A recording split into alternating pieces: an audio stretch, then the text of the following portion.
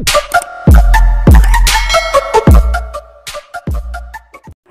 mga master! Welcome back again to our channel. Panibagong araw, panibagong kabanata na naman ang pagsamasamayin natin ngayong araw na ito. At kung bago ka sa ating channel, pag-click ang subscribe button and hit the notification bell para updated kayo sa ating mga susunod na videos. So mga master, bago natin simulan ang ating kabanata ngayong araw na ito, huwag po sana natin skip yung ads mga master no, dahil malaking bagay na po yan sa ating munting channel. So simulan na natin kabanata ngayong araw na ito. Let's go! Kabanata 6341-6360. Kabanata 6341. Pagkatapos ng pagdinig kung ano ang sinabi ni Yegor, tumanggaw si Herodias at sumang-ayon, tama ka. Si James ay naging isang mahusay na tagapayo sa aming anak. Hindi namin magagawang bayaran ang utang na ito sa kanya sa aming buhay. Panipi. Sumingit si Yegor, eksakto. Gayunman, inakusahan mo akong maging bias. Niyakap ni Herodias si Yegor at sinabi na nakangiting, sige, sige. Nagkamali ako sa iyo, pasensya na. Hindi nagsalita si Yegor. Samantala, dinala ni Clayton si James sa isang mahiwagang ipinagbabawal na lugar sa loob ng punong tanggapan ng Skynet. Ang dalawa ay nag-squint matapos makita ang Dark Thea, na tinakpan ng isang ilaw ng lila. Binuksan ni Dark Thea ang kanyang mga mata, at isang pulang glow ang sumabog sa kanyang mga mata. Sa sandaling nakita niya si James, ang kanyang mukha ay naihilawan ng tuwa. Nagmamadali siya sa kanya at ibinalot ang mga braso niya, na sumunod sa isang mabilis na pek sa labi. Tinakpan ni Clayton ang kanyang mga mata at lumingon, nagbubuntong hininga sa kanilang pampublikong pagpapakita ng pagmamahal. Dark Thea giggled, natutuwa ako na bumalik ka. Sa pamamagitan ng paraan, bakit nakakaramdam ako ng isang matuwid na aura mula sa iyo? Bumantong hininga si James, mahabang kwento ito. Parin, kumusta ang iyong mga pinsala? Ang celestial na sage at earthly sage ay nag-ingat sa akin. Ang aking mga pinsala ay halos gumaling. Madilim na Thea na maganda ang bilog sa lugar. Biglang lumingon si Clayton at ginambala ang mga ito, na walang tiyaga, tapos na ba kayong dalawa o hindi? Sina James at Dorothea ay nagulat sa kanyang biglaang mga puna.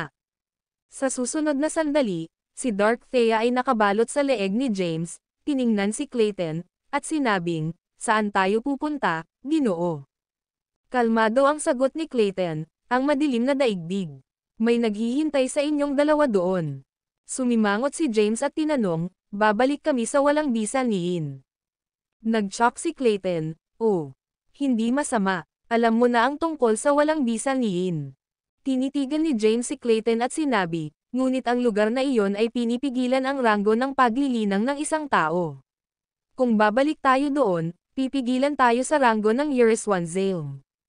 Ito, panipi, sinagot ni Clayton ang hindi pagsang-ayon, ang ranggo ng paglilinang ng isang tao ay nangangahulugang wala ng walang kasanayan. Dagdag pa, ang iyong ranggo ng paglilinang ay hindi kahit nakahanga-hanga ngayon. Bumantong hininga si James, lumingon sa Dark Thea, at sinabi, ngunit sa kanya. Sumiksik si Clayton at sinaksak ang kanyang daliri. Pagkaraan nito, isang nagniningning na tableta ang pumasok sa bibig ni Dark Thea at natunaw.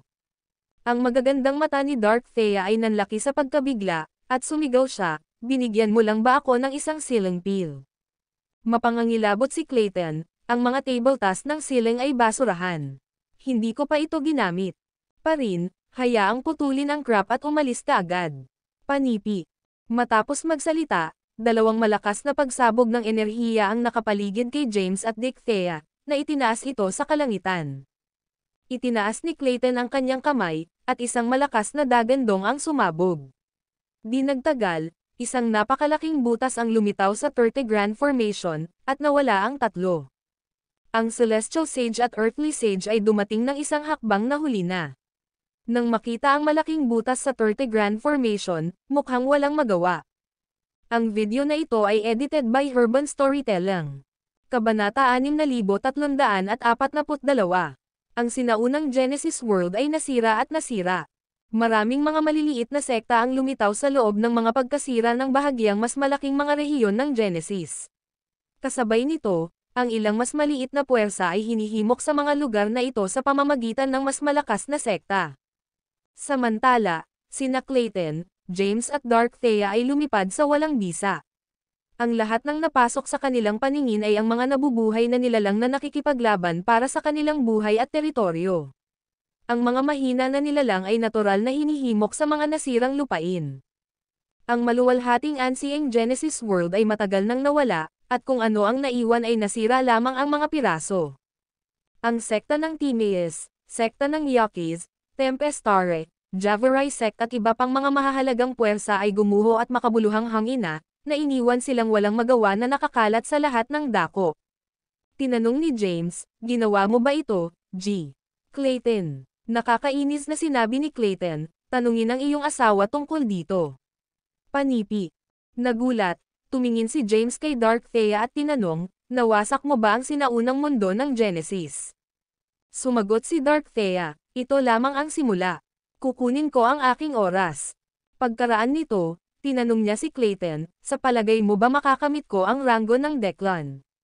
Sumagot si Clayton, makakamit mo ang pagkabaliw. Tumahimik siya. Bago nila maabot ang mga hangganan ng Dark World, isang siksik na grupo ng mga nabubuhay na nilalang na ito at hinarang ang kanilang landas. Magbayad kung nais mong dumaan sa amin. Mawawala namin ang iyong mga kaluluwa kung tumanggi ka. Matapos ang isang powerhouse sa gitnang baitang ng ikasyam na pagdurusa ng Uriswandale Rango, ang grupo sa likuran niya ay paulit-ulit. Sinabi ni James na nakangiting, haha. Hindi ako makapaniwala na ang mga magsasaka ay naging mga bandido ngayon. Dapat ay mauubusan ka ng mga pagpipilian. Sinabi ni Clayton na ikinalulungkot, nakakalungkot na wala ang aking mga alagad, kung hindi man, maaari silang magkaroon ng ilang kasanayan. Pagkatapos magsalita, hinawakan ni Clayton sina James at Thea. Pagkatapos, mabilis siyang dumaan sa pangkat. Ang kanyang nakamamatay na aura ay sumabog, agad na pinapatay ang pangkat na humaharang sa kanilang paraan. Arg! Ang pinuno, na isang powerhouse sa itaas na grado ng Uriswandale Rango ng ikasyam na pagdurusa, ay sumabog agad matapos na mapalawak ng malakas na nakamamatay na aura. Ang mga nakaligtas na nilalang ay nagpanik matapos na ang Clayton, James at Dark Thea ay pumasa sa kanilang grupo. Ito ba ang lakas ng isang powerhouse sa rurok ng Uriswandale Ranks 9th Tribulation? Sa paghuhusga mula sa kanyang nakamamatay na aura, marahil ay mas mataas siya kaysa doon. Inaasahan kong nasa ranggo siya ng Quasi-Declan. Nasaktan kami ng isang powerhouse sa ranggo ng Quasi-Declan. Mas mahusay kaming tumakbo. Sa gitna ng kanilang panik talakayan, sina Clayton, James at Dark Thea ay nagbago sa nakasisilaw na mga ilaw ng tibak at nawala. Di nagtagal, naharang sila ng isa pang pangkat ng mga nabubuhay na nilalang. Sa oras na ito, ang grupo ay may mas mataas na ranggo ng paglilinang, na may pinakamahina sa rurok ng ranggo ng Uriswandale. Tinanong ni James, maaari ba tayong huminto sandali? Umungol si Clayton, gusto mo pa ring labanan ang mga mahina na ito. Huwag kalimutan ang iyong base sa paglilinang ay hiniram. Panipi. Si James ay hindi nagsalita. Si Dark Thea, na nakinig mula sa tagiliran, ay biglang nagbago sa isang ilaw ng lila at darted patungo sa grupo. Ang lila-pink na ilaw ay naging libu-libong mga kamangha-manghang mga kamay at hinawakan ang mga nabubuhay na nilalang sa harap nito. Kaagad pagkatapos, ang ilaw ay kinain sila. Nang inig si James, nagulat sa kalupitan ng kanyang asawa. Matapos linisin ang kanilang balakid, sumulong sila patungo sa hangganan ng madilim na mundo at malumanay na lumapag. Alerto! Kasunod ng sigaw, agad na nagulat ang grupo ni James. Tumalikod sila at nakita ang libo-libong mga powerhouse na may sandata na nakasisilaw sa kanila. Ang libo-libong mga madilim na nilalang ay nakasalalay sa likuran ng pangkat. Natagpuan ni James ang isa sa kanila na pamilyar. Quattro. Sumimangot si James. Tinanong ni Dark Thea, kilala mo siya? Panipi. Tiyak na sumagot si James, isang mabuting kaibigan ko. Hindi ba ang mga madilim na nilalang na dumating sa Demon Dungeon ng Skynet? Bakit sila narito? Tulad ng pagtatapos niya, isang powerhouse sa rurok ng Uriswandale Ranks 9th Tribulation ay humakbang pasulong at sinabing, sino kayong tatlo? Bakit mo sinuwi ang teritoryo ng sekta ng Javarai? Panipi. Nag-squint si James matapos marinig ang kanyang mga salita. Hindi niya inaasahan ang sekta ng Javarai, Isang beses na isang nangungunang 10 puwersa, na mapipilit sa mga gilid ng madilim na mundo. Mas mahalaga, nakuha niya ang maraming madilim na nilalang. Natagpuan ni James ang kanilang mga aksyon na hindi mapigilan. Hinawakan ni Clayton si James at sinabing, hayaan natin. Hindi natin siya mapapanatili. Dapat nating ipasok ang walang bisa sa yin sa lalong madaling panahon. Umiling-iling si James at sinabing, hindi. Dapat akong lumaban. Ang isang mabuting kaibigan ay kabilang sa pangkat na nakuha sa kanila. Sumimangot si Clayton at sinaway, bakit ka bobo? Ang pangkat na ito ng mga tao ay walang maihahambing sa pagpapala na makukuha mo. Panipi. Sumagot si James, kung mawala ako sa mga malapit sa akin, kung gayon ano ang punto ng pagpapala. Tumahimik si Clayton. Si Dark Thea ay tumagilid sa kanyang leeg at ngumiti ng menacingly. Pagkatapos, sinabi niya, nasil mo na ang iyong base sa paglilinang, di ba? Iwanan ang mga mapagkukunang ito sa paglilinang. Panipi. Bago makapagsalita sina James at Clayton, si Dark Thea ay naging isang lilang pink na ilaw at lumapit sa pangkat. Agad na sumabog ang kaguluhan sa harap nila. Ang lila pink light ay sumabog sa lugar, agad na kumukuha ng hindi mabilang na buhay. Ang mga powerhouse sa rurok ng ika-9 na ranggo ng Euryswandelm ay agad na sinipsip mula sa kanilang lakas at bumalik sa kanilang mga orihinal na porma. Iniwan ni Dark Thea ang pangkat ng mga madilim na nilalang na hindi nabuksan at dumiretso para sa base ng sekta ng Jedi. Sa sandaling iyon, isang ilaw ng Tayback ang sumabog sa walang bisa, at isang gwapong tao sa isang puting balabal, na may dalang mahabang Tayback, ay lumitaw sa harap ni James. Nagkita ulit kami, sabi ng gwapong lalaki. Nakangiting sabi ni James, mukha kang malakas ngayon, Bert Olas. Nasa rurok ka na ba ng ika-9 na pagdurusa ng Euryswandelm? Panipi. Sumulyap si Bert Olas kay James at sinabing, hindi namin inayos ang aming mga hinaing mula sa huling oras, at ngayon ay sinalakay mo ang aming teritoryo. Sa palagay mo ba ay madaling target ang aming sekta? Mahinahon na sinabi ni James, kaya ano? Inihaw ni Bert Olas ang kanyang ngipin at sinabing, wala sa inyo ang maaaring umalis ngayon, kasama na ang demonyong iyon.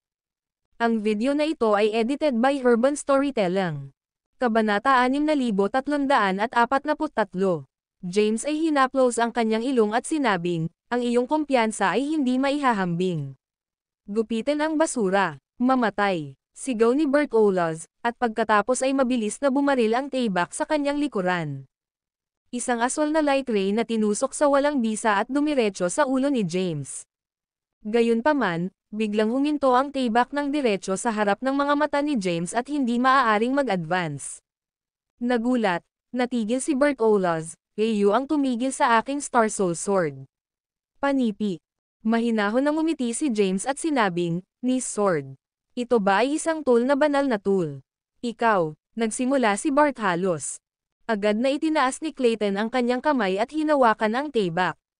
Inilagay niya ito, at ang mga asol na ilaw ng Tayback na halo-halong may isang nakamamatay na aura ay sumisid sa walang bisa.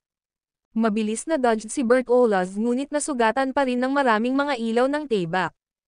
Natakot, nagmamadali siyang lumipad sa kalangitan. Sa isang instant, 12 ng mga powerhouse sa rurok ng Euryswandelm ranggo ng ika-9 na pagdurusa ay hiwa sa kalahati. Ang Grand Supernaturals ng sekta ng Jedi ay malapit ng kumilos, ngunit ang asol na ilaw ng Tayback na kumalat sa buong walang bisa ay agad na kumatok sa kanila. Nagulat si Bert Olas matapos makita ang Star Soul Sword na pinakawalan ang isang malakas na puwersa. Agad siyang nasugatan at naglabas ng bibig ng dugo. Ang isang ilaw ng Tayback ay sumabog sa walang bisa, nahuli si Bert Olas, at dinala siya sa hangin. Ito ang pinakakakilakilabot na powerhouse ng sinaunang Genesis World, Clayton. Mangyaring umalis ng mabilis. Matapos sumigaw ang isang matandang lalaki, hinawakan niya si Bert Olas at nawala mula sa lugar. Maliban sa libo-libong mga madilim na nilalang, ang mga magsasaka ng sekta ng Jedi sa ilalim ng ranggo ng Euryswandelm ay agad na napatay. Samantala, ang 12 ng mga powerhouse sa Euryswandelm Ranks 9th Tribulation Peak ay malubhang nasugatan. Mabilis na sinundan ni Dark Thea at kinain ang kanilang lakas, makabuluhang pagpapabuti ng kanyang mga kapangyarihan. Ang asol na ilaw ng Tayback ay nawala mula sa lugar. Hindi mabilang na mga bahagi ng katawan at mga buto ang nakakalat sa lahat ng dako. Nanlaki ang mga mata ni James sa pagkabigla. Tinanong niya, hindi mo ba sinabi na hindi ka maaaring makipaglaban ng buong lakas? Hindi sinasadya ni Clayton, hindi ako nakikipaglaban sa sinuman. Sinusubukan ko lang ang kapangyarihan ng tebak. Natahimik si James. Mabuti, malakas ka, kaya kahit anong sabihin mo ay tama, naisip ni James. Humakbang siya kay Quattro, na nakatali. Itinaas niya ang kanyang kamay at tinawag ang isang matuwid na aura upang palayain ang Quattro. James, ikaw ba, James? Nanlaki ang mga mata ni Quattro sa pagkabigla, at hindi siya kapani-paniwalang nasa sabik. Sumimangot si James at sinabing, hindi ka ba dapat nasa Demon Dungeon? Bakit ka nandito? Panipi, bumantong hininga si Quattro, pagkatapos ay ibinaba ang kanyang ulo. Sinabi ni James, magsalita. Ipinaliwanag ni Quattro ang lahat ng detalyado. Matapos niyang huling nakilala si James, pinarusahan siya at inutusan na manatili sa Demon Dungeon upang bantayan ito. Siya ay tungkulin sa pagtanggap ng mga madilim na nilalang mula sa madilim na mundo.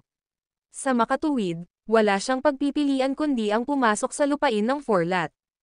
Upang makakuha ng kapatawaran ni James, ibinaba niya ang kanyang mga mapagmataas na kilos.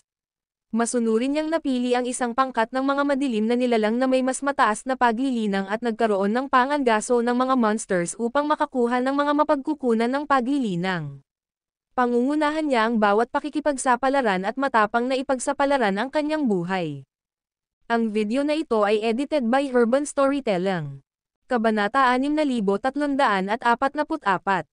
Isang panahon na ang nakaraan, pinangunahan ni Quattro ang maraming madilim na nilalang sa kalapit na lugar upang manghuli ng mga monsters. Gayunpaman, sila ay hinabol ng sekta ng Javarai. Kinuha ng sorpresa, sila ay natalo at nakuha. Mula sa mga salita ni Quattro, natutunan ni James ang mga pangunahing puwersa ay nakakakuha ng mga madilim na nilalang at pinapatay ang mga ito sa ilalim ng utos ng pagpapatupad ni Tai Chi. Gayunpaman, ang mga nakuna na madilim na nilalang ay hindi pinatay kaagad. Sa halip, sinakripisyo sila upang labanan ang iba pang mga puwersa para sa iba't ibang mga rehiyon ng Genesis. Ang mga tumanggi o sumuway ay pinatay ng walang awa. Sa kabutihang palad, ang Demon Dungeon ay hindi inatake ng mga pangunahing puwersa dahil sa proteksyon ni Skynet. Kung hindi man, kahit na mas madilim na nilalang ay brutal na pinatay. Hindi masisisi ni James si Quattro matapos marinig ang kanyang kwento at makita ang kanyang buong katawan na natatakpan ng mga pinsala. Matapos mag-isip ng ilang sandali, bigla siyang nagtanong, ano ang iba pang mga sikat na powerhouse na wala na sa madilim na mundo? Tiningnan ni Quattro si James at sinabing, nagsasalita kung saan, may kakaibang nangyari. Dahil inalis mo ang unang pangkat ng mga madilim na nilalang sa lupain ng Forlat, ang mga kasunod na grupo ay ganap na hindi pamilyar na mga mukha. Gayun din, sina Zovian at Stephen ay wala nang makikita. Gayunpaman, nagpadala si Wyatt ng isang mensahe na nagsasabing isang hindi normal na banal na ilaw ang lumitaw sa gilid ng mundo ng Genesis ng Dark World, na tinawag na Jert Region. Sa palagay ko ay dapat na sila ay napunta doon. Ang rehiyon ng Jert, hindi pa ako nakarinig ng ganoong lugar. Nagmamadali ang sinabi ni Quattro, matapos masira ang mundo ng Genesis, ang tanging bagay na naiwan ay ang rehiyon ng Jert.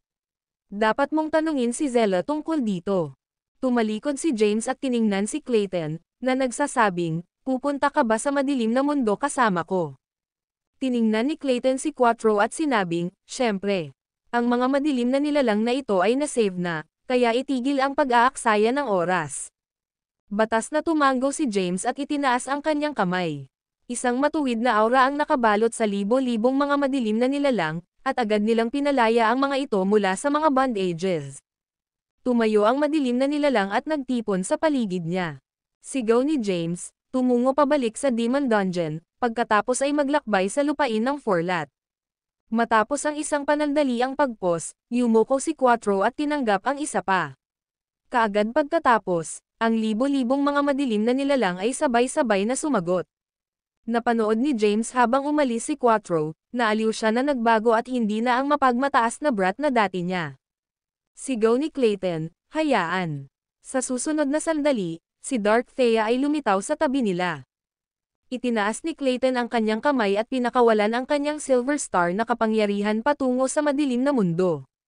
Ang isang malakas na tunog ng tunog ay sumabog, at ang masamang kapangyarihan ay lumitaw mula sa mahiwagang porma sayon sa paligid ng madilim na mundo. Ang masamang kapangyarihan ay naglabas ng isang napakatalino na ilaw, na sumabog tulad ng mga ilaw sa buong walang bisa. Ang mga kapangyarihan ni Clayton ay sumakop kay Thea at James, pagkatapos ay sumugod patungo sa porma sayon. Ang mga ilaw ng ilaw ay sumisid sa walang bisa. Gayunpaman, naglalakad si Clayton ng walang kaguluhan. Nang marating niya ang gilid ng porma sayon, itinaas niya ang kanyang kamay, at agad na binuksan ang pagbuo. Kinaladkad ng kanyang mga kapangyarihan si James at Dark Thea sa pamamagitan nito.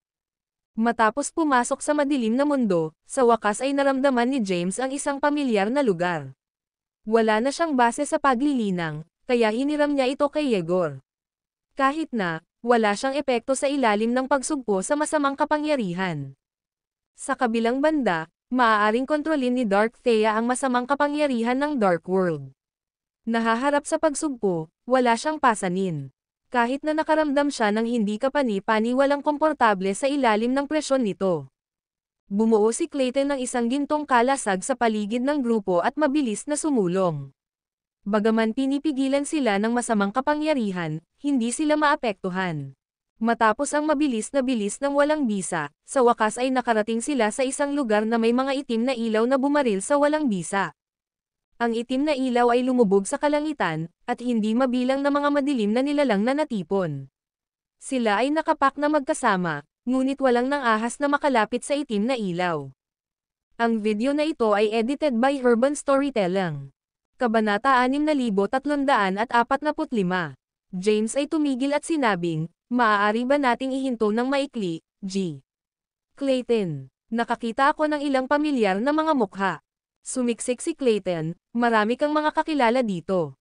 Tandaan, hindi ka narito upang makisama muli sa mga kaibigan at pamilya ngunit upang makakuha ng isang malaking kapalaran." Nabigo si James nang hindi nagpakita si Clayton ng mga palatandaan ng pagbagal. Kabilang sa pangkat ng mga madilim na nilalang, nakita niya ang Zovian, Stephen Zavas, Wyatt, Yemima at ilang iba pa. Sa kasamaang palad, tumanggi si Clayton na huminto. Patuloy siyang sumulong ng mabilis, na ipinapasa ang pangkat ng mga madilim na nilalang at lumulubog sa itim na ilaw sa kalangitan. Ang karamihan ng tao sa paligid ng itim na ilaw na haligi ay agad na sumabog sa isang kaguluhan.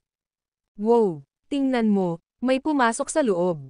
Mayroong higit sa isang tao." Nagbilang ako ng 3. Kahit na ang isa sa pinakamalakas na powerhouse ng Dark World, Zovian, ay natatakot na pumasok sa madilim na ilaw. Ang 3 ay hindi dapat mahalin ang kanilang buhay. Nakita mo ba kung gaano kabilis sila naglalakbay? Ang kanilang mga ranggo ng paglilinang ay dapat na hindi kapani-pani walang mataas. Nagulat ako na ang mga makapangyarihang magsasaka na tulad nito ay talagang umiiral sa madilim na mundo. Pakikinig sa mga talakayan, si Zovian at ang iba pa, na nakatayo sa harap na hilera, ay sumimangot ng sabay-sabay. Si Zovian ay tame time na sinabi, "Bakit sa palagay ko ang isa sa kanila ay tila pamilyar?" Tanong ni Stephen, nagulat, "Sinasabi mo bang bumalik ang aking Panginoon?" Inisip ni Wyatt ang kanyang baba at sinabing, "Marahil hindi. Kung bumalik si James, tiyak na makikita niya muna tayo." Bumantong hininga si Yemima, "Hindi ba sinabi mo na siya ay nasa rurok ng Uriswanzale Rango ng ika-9 na pagdurusa? Hindi niya mapigilan ang kanyang ranggo ng paglilinang upang bumalik, di ba?" Ang 3 kalalakihan ay tumingin kay Yemima ng sabay-sabay, naalsa ng kanyang mga salita. Sa teoryang, siya ang taong nakakakilala kay James ang pinakamahusay. Sa makatuwid, ang kanyang mga puna ay dumating bilang isang sorpresa sa kanila. Sa kanyang puso, si James ay naging walang kabuluhan sa kanila. Matapos ang isang awkward na katahimikan, sinabi ni Zovian, "Hintayin natin. Kailangan natin. Kung ito ay isang magandang kapalaran o krisis, hindi na tayo maiiwan." Si Stephen, Wyatt at Yemima ay nagpalitan ng mga sulyap, pagkatapos ay tumango ng sabay-sabay. Samantala, sina Clayton, James at Dark Thea ay pumasok sa isang kulay abo na puwang matapos na dumaan sa itim na ilaw. Maraming mga hadlang, ilaw ng taybak, mga tunog ng tunog at puwersa na crisscrossed sa pamamagitan ng walang bisa. Kung hindi sila maingat, ang kanilang mga katawan at kaluluwa ay maaaring mapawi. Di nagtagal, nakarating sila sa isang hubad na rurok ng bundok, at ang lahat sa paligid nila ay naging mabagsik. Ang isang makulay na bahaghari ay biglang lumitaw sa kalangitan, agad na nag-iilaw sa madilim na espasyo. Habang ang bahaghari ay dahan-daang kumalat sa kalangitan, lumitaw ang hindi mabilang na mga hayop na quasar. Ang ilan ay may mga ulo ng tao at mga katawan ng hayop, at ang ilan ay hindi mabilang na mga sungay sa kanilang mga katawan. Ang ilan ay mga behemoth na may mga matataas na katawan, at ang iba ay lumipad sa hangin at nagtago sa lupa. Ang mga hayop ay sinisingil sa kanila. Sumimangot si James, samantalang si Dark Thea ay naghanda para sa labanan. Sa kabilang banda, si Clayton ay nanatiling binubuo at tumayo gamit ang kanyang mga kamay sa likuran. Biglang tinanong ni James, anong uri ng mga monsters ang mga ito? Bakit hindi ko pa nakita ang mga bagay na ito? Mga hayop ng espiritu, nagbigay ng maikling tugon si Clayton. Ang video na ito ay edited by Urban Storytelling. Kabanata 6346. James naisip sa kanyang sarili, mga hayop ng espiritu. Binanggit sila ni Yegor bago kami magtungo sa lupain ng Forlat. Dapat, mayroong isang malakas na hayop na espiritu sa ika-4 na antas ng lupain ng Forlat. Ako ay naging Panginoon ng lupain ng Forlat, ngunit hindi ko pa ito nakita. Hindi ko inaasahan na makakita ng isang hayop na espiritu pagkatapos bumalik sa madilim na mundo. Ano ang isang sorpresa? Sa hindi inaasahan, ang mga hayop na espiritu ay sumabog sa kanila, ni ang pag-atake o pang-aabuso sa kanila. Ganap na hindi nila pinansin ang kanilang presensya at nagpatuloy sa kanilang landas. Ang mga hayop na espiritu ay sumakay sa unahan, at ang kanilang lakas ay lumampas sa mga powerhouse sa rurok ng ika-9 na pagdurusa ng Iriswandale Rango. Ang labis na pag-agos ng hangin ay halos kumatok kay James habang sila ay dumaan, at alam niya na siguradong pumipilit sila. Di nagtagal, lumitaw ang isang maliwanag na silhouette mula sa bahaghari. Bagaman hindi makikita ang kanyang mukha, mayroon siyang kaaya-aya at ethereal aura. Dinala mo ba siya, Clayton? Mula lamang sa kanyang malinaw at masungit na tinig, masasabi ni James na siya ay isang magandang babae. Mahinahon na sinabi ni Clayton, oo, ngunit tila hindi siya clueless. Hakbang pasulong, pinili ang isa. Ang kanyang malinaw na boses ay lumubog. Natigilan si James, pagkatapos ay sumagot, ako ba talaga ang napili? Pumunta ka na ngayon, may masamang pag-uugali siya. Itinulak ni Clayton si James pasulong. Lumapit si James at tiningnan ang magandang bahaghari. Pagkatapos, sumagot siya, hindi ako ang napili. Ang pangalan ko ay James Caden. Ang kanyang mga hitsura ay katanggap-tanggap, at ang kanyang katawan ay tila nabuo kamakailan. Nawasak na ba ang iyong panghuli gininto ang katawan? Panipi. Sinuri ni James ang kanyang katawan ng isang nakasimangot, pagkatapos ay sumagot, oo. Nawasak ito sa isang nakaraang labanan. Ang babae ay sumangot, nakakatuwa iyon. Mayroon kang isang tunay na gintong katawan at ang Nirvana Golden Bones. Paano may isang tao sa sinaunang mundo ng Genesis na nasaktan ka? Paano ka nakaligtas sa lahat ng ito? Tumahimik si James. Ang babae ay nagsabi ng disdainfully, wala akong ideya kung bakit ang master ay kumuha ng isang magarbong sa iyo. Sigurado ka bang ito ang tamang tao, Clayton? Umungol si Clayton, kinu-question mo ba ako, kay Ina? Ito ang kahalili ni Francistes. Paano ako nagkamali? Ang babae ay kumalas sa kanyang kamay, at isang nakasisindak na itim na puwersa na nakapaloob kay James.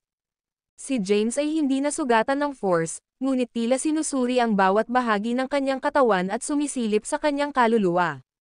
Makalipas ang ilang sandali, umatras ang itim na ilaw. Pagkatapos, biglang nagbigkas ang babae, gumawa siya ng isang pusta kasama si Tai Chi at nanalo. Kawili-wili iyon. Mapang-akit na sinabi ni Clayton, matagumpay niyang tiniis ang itaas na 3 kalamidad. Hindi siya mas mababa sa iyo, ang pinakamalakas na peacock na umiiral. Ang babae ay nag-retort sa kanya, I shut up. Mamaya ko na ang iyong mga account. Panipi. Matapos magsalita, isa pang itim na puwersa ang sumaklaw kay James at hinayla siya patungo sa bahaghari. Si Dark Thea ay sabik na, saan niya kinukuha si James? Bumantong hininga si Clayton, hindi tayo dapat makialam. Pumunta tayo sa Whimsel Palace at mag-enjoy ng ilang masarap na alak. Ginagarantiyahan ko na gusto mo ito. Panipi. Si Dark Thea ay nanunood ng pagkalito habang naglalakad palayo si Clayton. Ang video na ito ay edited by Urban Storytelling. Kabanata 6347. James ay nilamon ng bahaghari. Nang buksan niya ang kanyang mga mata, nakakita siya ng isang makintab at marilag na palasyo sa itaas ng mga makukulay na ulap, napapaligiran ng 81 mga dragon. 8 estatwa ng mga hayop na espiritu ang inilagay sa magkabilang panig ng pasukan ng palasyo. Ang kalahati ng mga ito ay nakatitig sa kalangitan na may mabangis na mga ekspresyon, samantalang ang iba pang kalahati ay tumingin sa lupa na may bahagyang mas malambing na hitsura. Natagpuan ni James ang kapaligiran at malakas na aura na naiiba sa mga mundo ng Genesis. Bukod dito, ang magandang babae sa tabi ng isang aura na naiiba sa isang powerhouse na may Genesis. Gayunpaman, mayroon siyang isang aura kahit na mas malakas kaysa sa ranggo ng Quasi-Dailkon. Tiningnan niya siya at tinanong ng walang pag-asa, ano ang ranggo ng iyong paglilinang? Tumingin sa kanya ang babae at nagtanong ng mayabang, gusto mo ba akong labanan? Si James ay tahimik habang naisip niya sa kanyang sarili, kailangan mo bang gumawa ng karahasan? Nagtatanong lang ako tungkol sa iyong ranggo ng paglilinang. Nang makita na hindi nagsasalita si James, ang magandang babae ay nakataas ang kanyang ulo at sinabi ng mayabang, ako si Kaina Corti, ang reyna ng Peacock. Ikaw ay isang taong walang alam. Sa palagay mo maaari kang mag-drop ng mga formalidad at kaugalian sa akin dahil lamang sa iyong kaakit-akit na hitsura. Panipi. Tumahimik pa rin si James. Nabanggit ni Clayton na ang Kaina ang unang peacock na umiiral. Gayunpaman, mas mayabang siya kaysa sa unang phoenix na nakilala niya. Nagsimulang magtaka si James kung alin sa dalawa ang mas malakas. Sa sandaling iyon, hinawakan ni Kaina ang braso ni James at sumulong sa mga ulap. Di nagtagal, nakarating sila sa Palaces Hall. Huminto si Kaina, yumuko, at sinabing, dinala ko siya rito, Ginoo. Sumimangot si James nang makita ang magalang na saloobin ni Kaina, na nagtataka kung ang tao sa loob ng bulwagan ay mas malakas. Makalipas ang ilang sandali, nakabukas ang mga pangunahing pintuan at mga pintuan ng gilid. Pagkatapos, 12 ng mga maid ang lumakad sa labas at magalang na lumuhad sa lupa. Nagulat si James sa paningin. Makalipas ang ilang sandali, ang isang may buhok na nasa hair na may edad na tao ay nagbihis ng isang pulang balabal na lumakad palabas ng bulwagan. Ang kanyang angular na mukha at makapal na kilay ay nagbigay ng kalmado ngunit domineering aura. Tiningnan niya si James, yumuko, at hinawakan ang kanyang kamay, na nagsasabing, ako ang Grand Chancellor ng Ying World na si Irian Zavecha. Ito ay isang kasiyahan na makilala ka, napili ng isa. Panipi. Nagulat, mabilis na yumuko si James at hinawakan ang kanyang mga kamay, sumagot, ikaw ay magalang, Ginoo. Panipi. Tumayo si Kaina, pinapanood ang lahat sa pagtataka. Pinili ng isa, mangyaring pumasok. Gumawa si Irian ng isang nag-aanyaya na kilos kay James at magalang na ipinakita sa kanya sa bulwagan. Nadama ni James ang kanyang saloobin. Tumanggo siya ng bahagya at dahan-daang lumapit sa bulwagan. Sa sandaling iyon, ang ekspresyon ni Irian ay nagdilim, at sinulyapan niya si Kaina, na nagsabi ng malamig, pumunta sa rehiyon ng parusa at makita si Yuka para sa iyong parusa. Nagulat na nagtanong si Kaina, ano ang ibig mong sabihin, Ginoo? Sumiksik si Irian, gaano ka manggahas na magpakita sa harap ng napiling isa at gumawa ng sarkastiko na mga komento sa kanya. Talagang hindi ka ba nakakain? Pagkatapos, itinuro ni Irian si James, na nakapasok na sa bulwagan, at sinabi, ang kanyang kapangyarihan ng labanan ay hindi kahit 4 na bituin. Paano siya magiging tunay na napili? Ang video na ito ay edited by Urban Storytelling. Kabanata 6348. Smack. Ibinagsak ni Irian ang kanyang kamay sa Kaina, agad na kumatok sa lupa. Sir, hinawakan ni Kaina ang kanyang pisngi at tinitigan si Irian sa pagkabigla. Solemang sinabi ni Irian, hindi ka pupunta sa universo ng parusa. Pumunta sa rehiyon ng pagmuni-muni sa halip. Kung maglakas loob kang gumawa ng mga hindi magalang na mga puna, kakailanganin mong makita ang Tao Tai at Chongqi. Agad na nagbago ang ekspresyon ni Kei-ina. Lumuhad siya, kumukulong, at nagmamadali. Si Irian ay nagungol, gaano katindi. Talagang hindi niya alam ang kanyang lakas. Gaano siya katapang na kumikilos ng malakas. Panipi. Matapos magsalita, lumingon siya sa mga maid na nakaluhod sa lupa at sinabi, lahat ay tinanggal. Ang sinumang nang ahas na makagambala ay mabaril sa kamatayan. Ang pangkat ng mga maid ay tumugon ng masunurin. Matapos pumasok si Irian sa bulwagan, isinara nila ang mga pintuan at nagmamadali. Nang bumalik si Irian sa pangunahing bulwagan, nakita niya si James na nakatayo bago ang isang kumikislap na gintong pagpipinta at sinusuri ito. Ang isang malaking gintong figure ay naglabas ng itim na ilaw na sinag at napapaligiran ng 8 makapangyarihang mga lalaki na may makapangyarihang auras na makikita sa pagpipinta. Kahit na ito ay isang pagpipinta lamang, nadama ni James ang isang malakas na pakiramdam ng pang-aapi mula dito at nasa sabik sa puntong nahihirapan siyang ilipat. Biglang itinaas ni Irian ang kanyang kamay at pinakawalan ang isang itim na ilaw patungo sa pagpipinta. Ang katawan ni James ay sumabog sa isang mapula-pula na ilaw. Siya ay nag-staggered at muling nabigyan ng malay. Mabilis niyang iniwasan ang kanyang mga mata mula sa pagpipinta at hinawakan ang kanyang mga kamay kay Irian, na nagsasabing, "Salamat sa pag-save mo sa akin, Ginoo." Panipi. Nakapagpaliwanag si Irian, na tinawag na banal na digmaan ng digmaan. Maraming mga paghihigpit na isinama dito.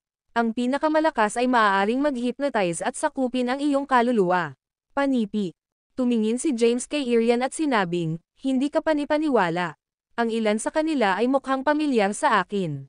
Inilagay ni Irian ang kanyang mga kamay sa likuran at sinabi na nakangiting, tiyak. Nariyan ang Diyos ng mga sumpa, si Francisca Siulan, Diyos ng kamatayan, Clayton Sindward, Demon Slayer, Gustav Warnell, at ang Sky God, Darvel Jabbert.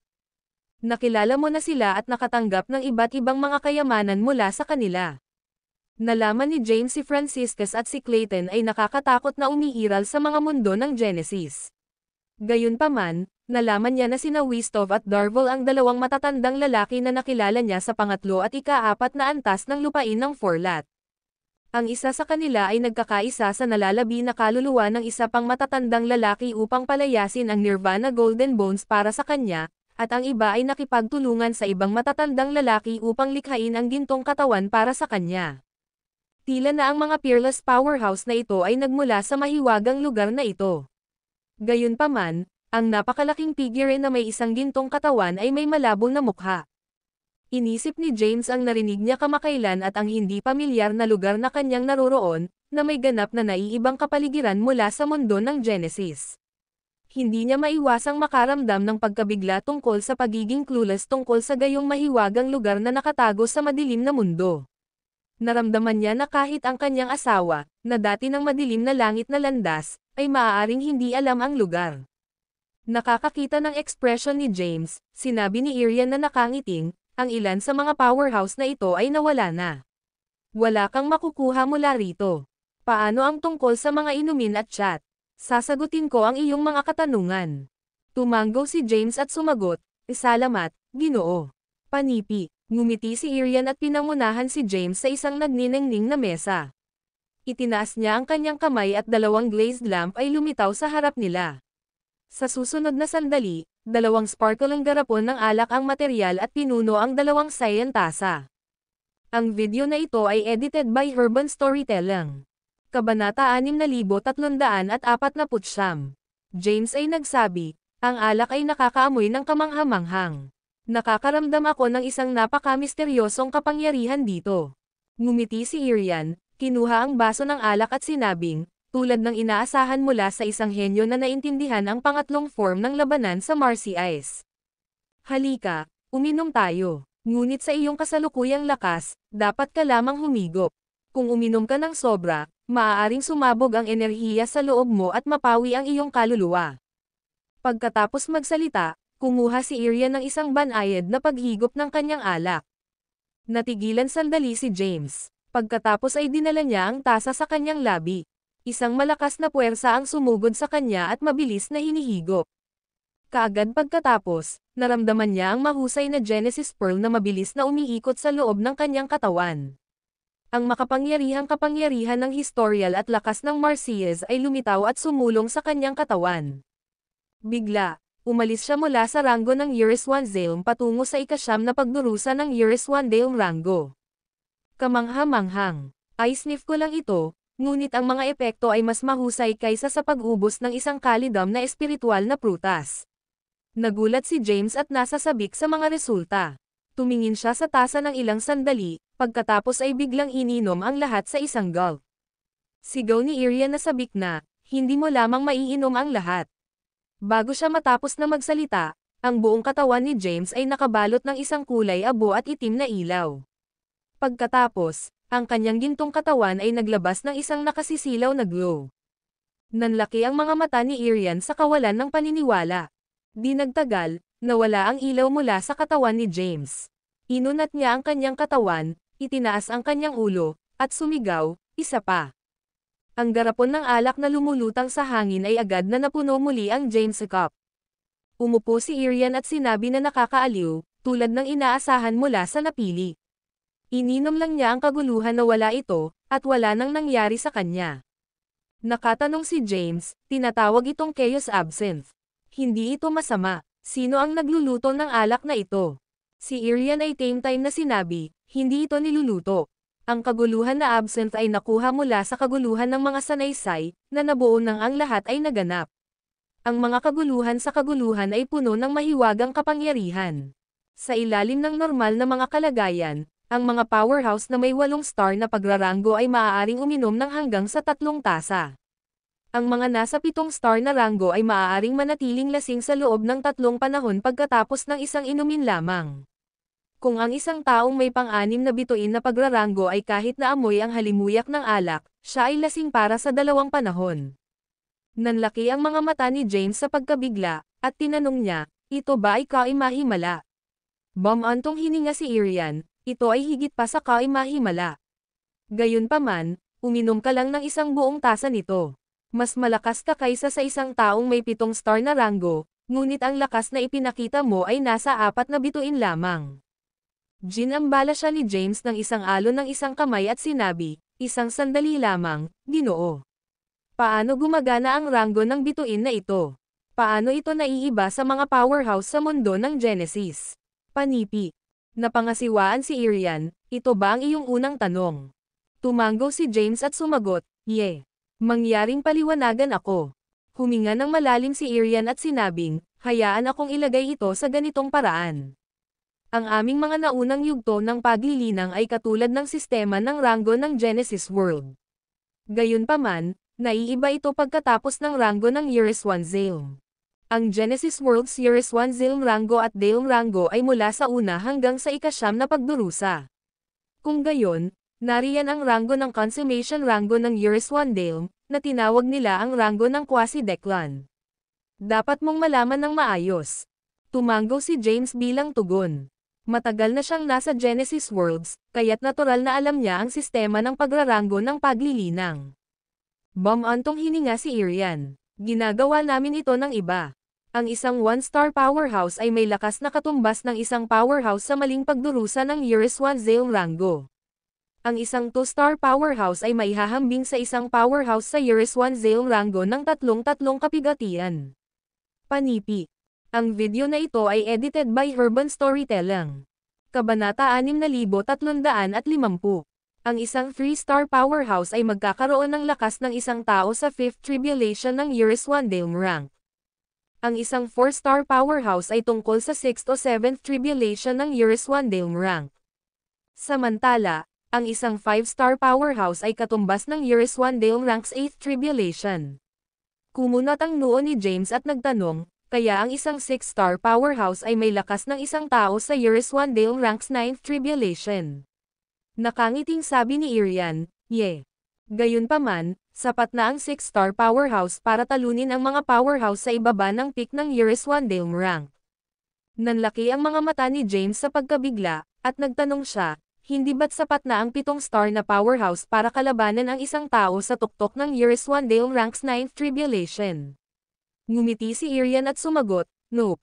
Maaaring sugpuin ng isang 7-star powerhouse ang lahat ng cultivator ng Genesis World sa tuktok ng Euryswandale Ranks 9th Tribulation. Ganyan talaga ang ginawa ni Francistes. Gulat na tiningnan ni James si Irian at nagtanong, hindi ba't napakalakas ni Francistes dahil sa ika-6 na sukdulan ng Historial Curse Magic at ang pinakamataas na lakas ng Euryswandale Ranks 9th Tribulation? Nakangiting sabi ni Irian, Historial Curse Magic is a supernatural power. Pinag-uusapan ko ang kanyang lakas sa pakikipaglaban. Sumimangot si James at sinabing, pero sabi niya sa akin nasa peak lang siya ng Euryswandale Ranks 9th Tribulation. Paliwanag ni Irian, bahagi lang iyon ng lakas niya. Matapos ay activate ang Marcy Ice Combat Form at Historial Curse Magic, mayroon siyang lakas ng isang 7-star powerhouse. Nagulat si James sa natuklasan.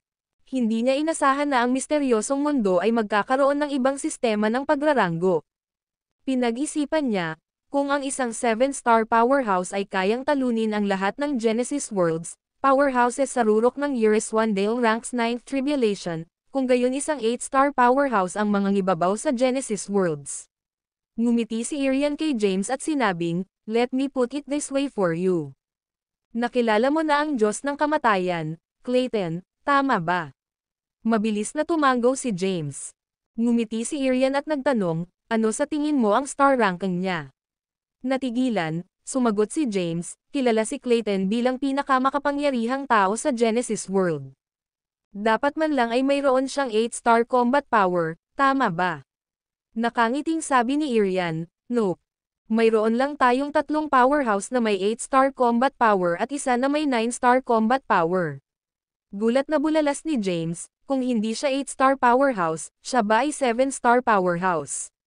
Tumango si Irian, sinabing, bingo. Gayunpaman, ang 7-star combat power ay maaari ding hatiin sa matataas at mababang grado. Si Franciscus ay nasa mababang baitang, samantalang si Clayton ay nasa itaas na baitang. Si Kay-ina, na ngayon mo lang nakilala, ay isa ring 7-star powerhouse. Hindi dapat maliitin ang kanyang lakas. Halos himatayan si James sa balita. Si Clayton ay isang powerhouse na nang ibabaw sa Genesis Worlds, ngunit mayroon lamang siyang 7-star combat power sa Young World. Naisip niya sa kanyang sarili, kung gayon gaano kalakas ang isang 8-star powerhouse. Kung ang isang tao ay nasa Genesis World, nakakatakot sila. Kumunat ang noo niya at nagtanong, maaari ba akong magtanong tungkol sa iyong cultivation rank? Ang video na ito ay edited by Urban Storytelling. Kabanata 6351. Irian sinabi ng nakangiting, mayroon akong isang 8-star na kapangyarihan ng labanan. Gayunpaman, ito ay dahil sa aking pagkakakilanlan. Nagtataka si James, ano ang iyong pagkakakilanlan? Ngumiti si Irian at sumagot, ako si Irian Zavecha, ngunit ako rin ang Zavecha Dragon, ang unang banal na dragon na umiiral bago nabuo ang mga mundong ito. Ang isa pang pagkatao na umiiral na paraan bago ang ating mga mundo. Mayroon bang maraming mga mahiwagang nilalang na nakatago sa iba't ibang sulok ng ating mga mundo? Tiningnan siya ni James sa pagkabigla. Bigla, tinanong niya, kaya sino ang mas malakas? Ang unang peacock o phoenix? Ngumiti si Irian, umiling-iling, at sinabing, Phoenix. Maaaring isipin ng lahat na dumating ang Phoenix bago ang peacock. Gayunpaman, hindi iyon ang kaso. Pareho silang umiiral ng paraan bago umiiral ang iba't ibang mga mundo. Walang tiyak na pagkakasunod-sunod. Pagkatapos, itinuro niya sa labas ng bulwagan at sinabing, ang mga phoenixes ay walang anumang espesyal dito. Narito, sila ay mga alagang hayop at mga mount. Bumagsak ang pagkabigla ni James, at pinag-isipan niya, ang makapangyarihan at maalamat na nilalang ay mga alagang hayop at mga mount. Pagkatapos, ang mga Asher Dragons, puting tigre, vermilion bird, at itim na pagong ay hindi man karapat dapat na maging mount. Hindi katakataka kung tinawag ko si Clayton, ginamit niya ito sa kanyang unang pag-atake. Kaya, sila lamang ang kanyang mga alagang hayop. Pagkatapos mag-isip sandali, tinanong ni James, kung lahat kayo ay napakalakas, bakit ka nanatili dito sa halip na pumunta sa mga mundo ng Genesis? Bumantong hininga si Irian, ang mga mundo ng Genesis. Iyon ay mga fragment lamang ng mundo ng Tai Chi. Isang pangkat ng mga idiots na nakikipaglaban sa bawat isa sa interes. Ano pa ang makikita?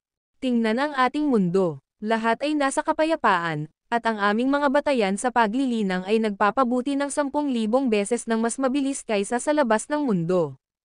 Ang anumang mga powerhouse dito ay may kakayahang ganap na mangibabaw sa mga mundo ng Genesis. Tumango si James at tinanong, eksakto.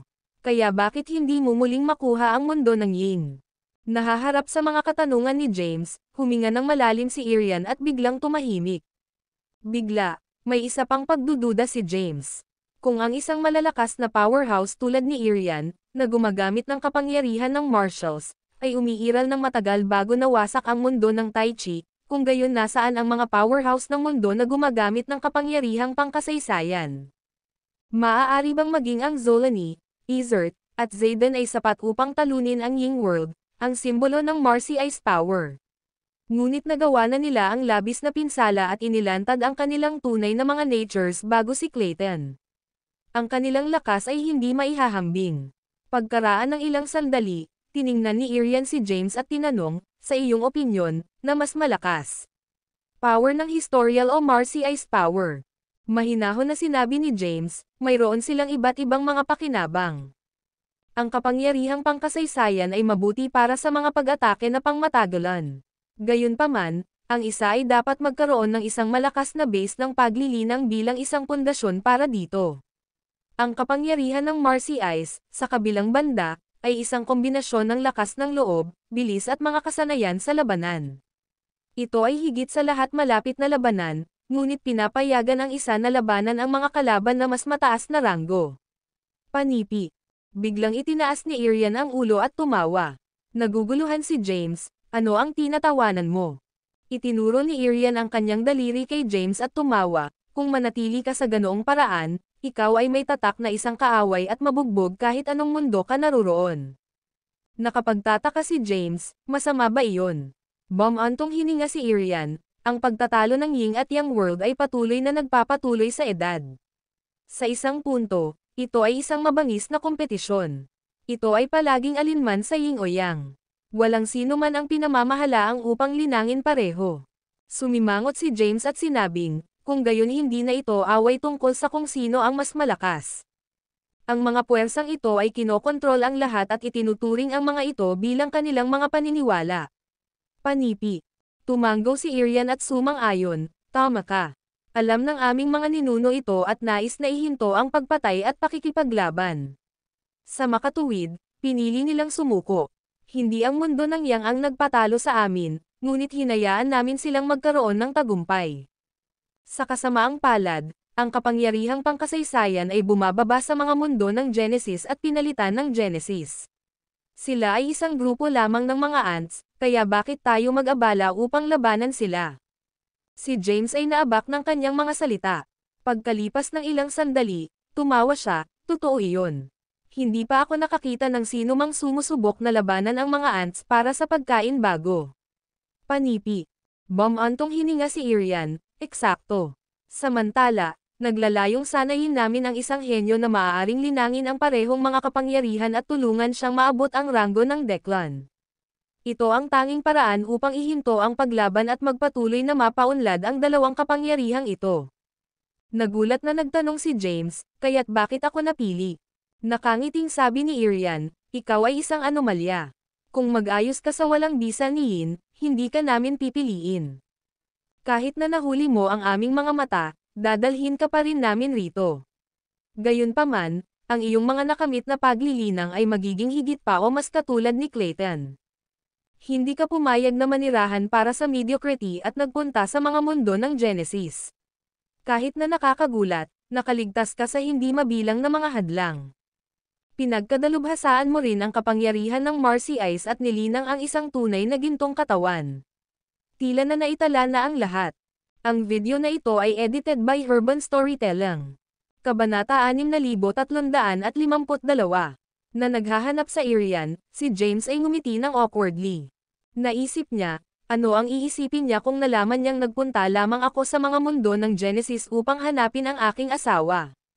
Marahil ay iniisip niya na ako ay isang taong nakasalalay sa aking mga laurels, di ba? Ang mga mata ni James ay binuksan matapos malaman ang mga misteryo na ito. Ang labanan sa pagitan ng pangkasaysayan at Marcy Ice Power ay walang katapusang. Sa huli, ang mundo ng Ying, na sumisimbolo sa kapangyarihan ng Mauritius, ay lumayo. Samantala, ang mundo ng Yang, na kumakatawan sa kapangyarihang pangkasaysayan, ay inagaw ang karamihan sa mundo ng Tai Chi. Gayunpaman, kung sila ay tunay na nanalo ng laban ay pa rin para sa debate. Sa pagtingin sa mga mundo ng Genesis, halos 100 mga powerhouse lamang ang nakarating sa pagkonsumo ng ikasyam na pagdurusa ng Years One Realm at maaaring makontrol ang kapangyarihang pangkasaysayan. Samantala, ang iba pang mga nabubuhay na nilalang ay maaari lamang gumamit ng Genesis, isang sangay ng kapangyarihang pangkasaysayan. Bilang isang resulta, ang kapangyarihang pangkasaysayan ay nagsimulang bumaba, at walang disenteng powerhouse na maaaring maabot ang ranggo ng Deacon. Sa kabilang banda, ang mundo ng Ying ay mayroon lamang isang maliit na lugar tulad ng madilim na daigdig. Gayunpaman, mayroon silang hindi mabilang na mga elite na may kasanayan sa Marcy Ice Power. Ang isang average na powerhouse na may 7 star na kapangyarihan ng labanan ay madaling walisin ang mga mundo ng Genesis. Si Franciscus at Clayton ay walang talo na pag-iral sa mga mundo ng Genesis. Ang mga Grand Patriarch, na tiwala sa kanilang lakas, ay walang iba kundi ang mga ants sa harap nila. Ano ba talaga ito? Sa huli, sila ba ang tunay na nagwagi? Umatras ang mundo ng Ying ngunit patuloy na nagpapabuti dahil nanatili silang tapat sa kanilang mga ugat. Hindi na itinuturing ng mga powerhouse ng Ying World ang mundo ng Genesis bilang isang kalaban. Sa halip, nakatuon sila sa pagsisikap na sanayin ang isang tao na may kakayahang pagsamahin ang Marcy Ice at kapangyarihan sa kasaysayan. Sa ganitong mindset, imposible lamang para sa Zolani, Izert, at Zayden na hindi maihahambing. Pagkatapos ng pag-iisip, kinuha ni James ang kanyang tasa at itinaas ito patungo sa ilaw, na nagsasabing, "Cheers." Natatakot ang sinabi ni Syrian, "Gusto mo pa ring uminom?" Mahinahon na sinabi ni James, "Mahalaga ba ang alak na ito?" Syrian nagmamadali na umiling-iling at sinabing, "Hindi, syempre hindi. Bagaman mahalaga, mayroon pa akong ilang mga garapon na nakastock. Hindi ba ako ay kuripot, ngunit hindi ka ba natatakot na sumabog at sirain ang iyong kaluluwa?" Sinabi ni James na nakangiting, "Mayroon akong tunay na gintong katawan." Sinira ni Irian, "Ang panghuli gintong katawan ay hindi makapangyarihan. Maghintay." Bago siya makatapos ng pagsasalita, itinaas na ni James ang kanyang tasa at ininom ang kabuluhan.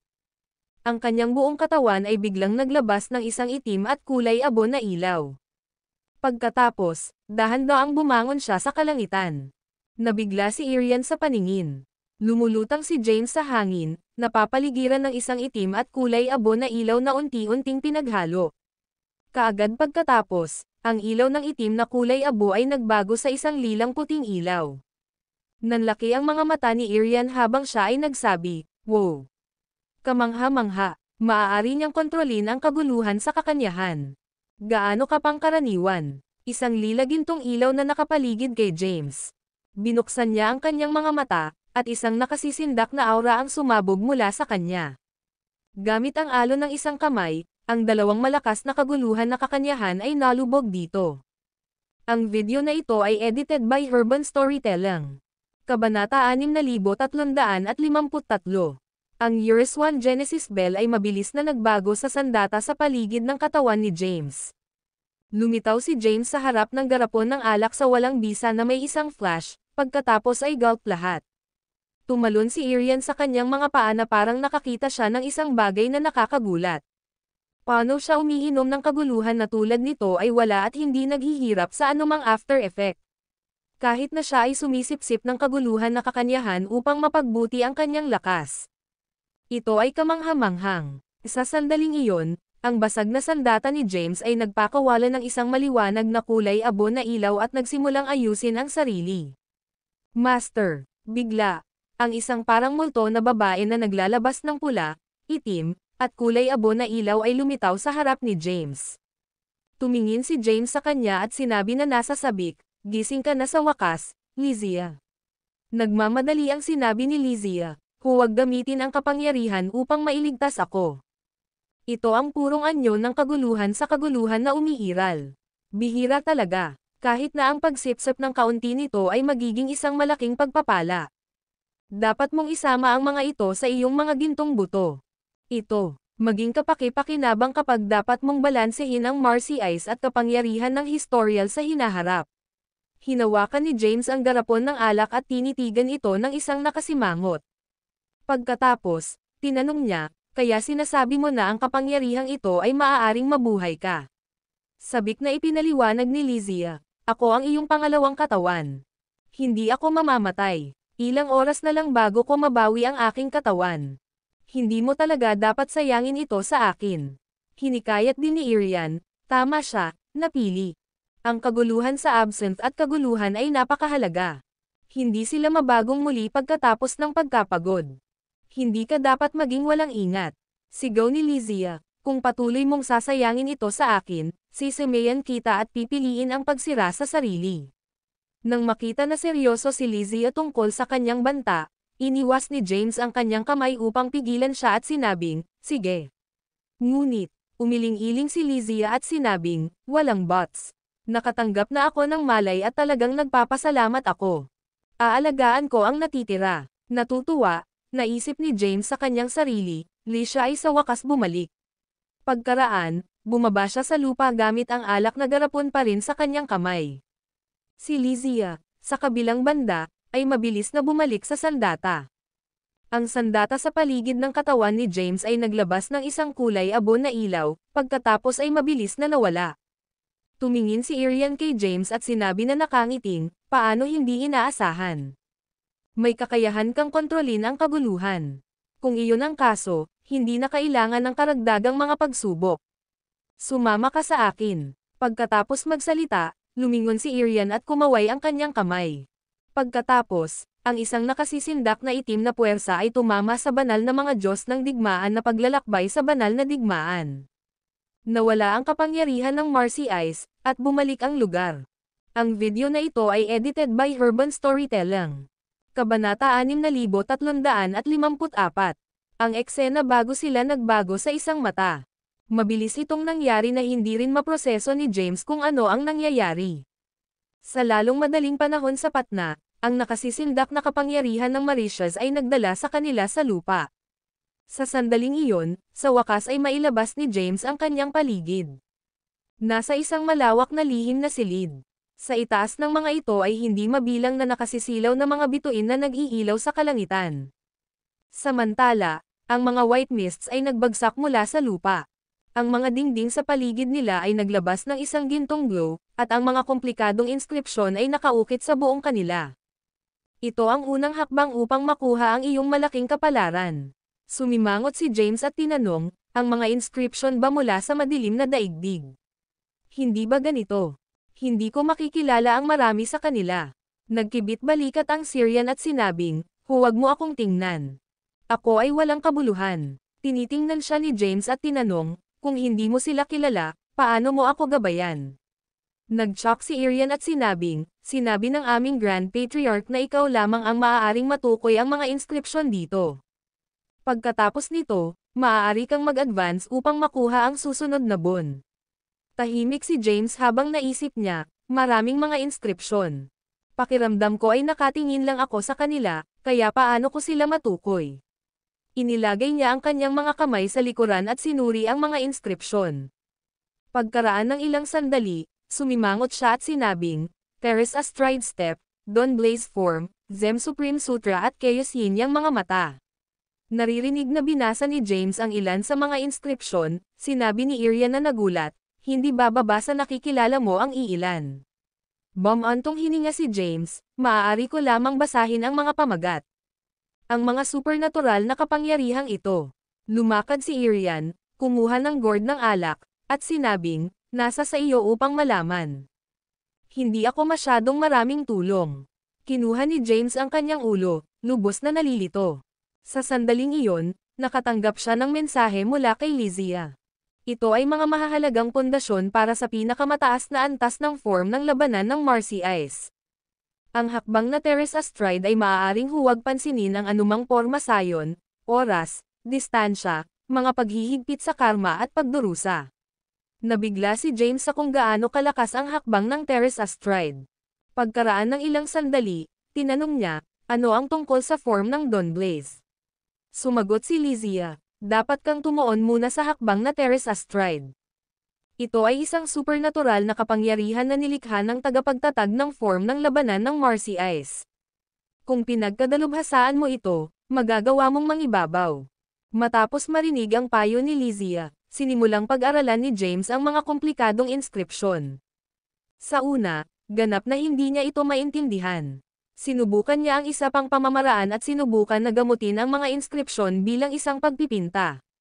Sinira niya ito sa kanyang isipan at hindi nagtagal ay naiisip ito. Matapos ma-master sila ni James, ang mga inskripsyon ay nahulog sa pader ng bato ng paisa-isa.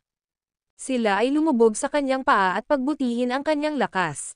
Matapos ang ilang oras, ang kanyang kahusayan sa pag-aaral ng mga salita ay napabuti. Gayunpaman, siya ay ganap na dumbfounded nang itinaas niya ang kanyang ulo upang suriin si James. Si Irian ay naglabas ng isang bibig ng kanyang alak at tinitigan si James sa hindi paniniwala.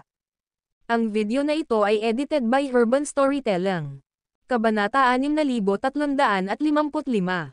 Walang paraan. Paano ito posible? Sinasaliksik namin ang mga inscription para sa libo-libong mga enterpop ngunit wala ang kaunting pahiwatig kung ano ang ibig sabihin nito. Dumating na lang siya ngunit malapit na bang tukuyin ang mga inskripsyon sa unang lihim na silid. Si Irian ay nagbulong sa kanyang sarili at tinanong kung siya ay guni-guni sa buong bagay. Mabilis na hinaplos ni Irian ang kanyang mga mata, ngunit ang paningin sa harap niya ay naging mas mabilis. Mabilis na hinihigop ni James ang mga inskripsyon, at nagdulot pa ito ng isang pagbagsak ng hangin. Paano? Tumayo si Irian sa pagkabigla, at ang kanyang alak na gourd ay nahulog sa lupa. Ito ba ang Terrace Astride Phantom? Sa bilis na ito ay isang himala kung ang isa ay maaaring hawakan siya. Pagkatapos lamang niyang magsalita, natuklasan niya na nawala si James. Bulalas niya, hindi ba siya nakikita? Sa susunod na sandali, nakaramdam si Irian ng isang light trap sa balikat. Agad siyang lumingon ngunit wala siyang nakitang. Bahagyang natakot sa sitwasyon, tinanong ni Irian ng pansamantala, ha? Hindi ka ba nakikita ngayon? Napili. Bigla, nakaramdam siya ng isa pang gripo sa balikat mula sa likuran niya. Si Irian ay nagreaksyon kaagad. Tumalikod siya at umabot ngunit hindi pa rin namimiss. Gayunpaman, sa oras na ito, nakita niya ang isang pag-flash sa harap ng kanyang mga mata. Ito ay kawili-wili. Biglang tumalon si Irian sa hangin, at isang itim na ilaw ang sumabog mula sa kanyang katawan, na sumisid sa buong silid.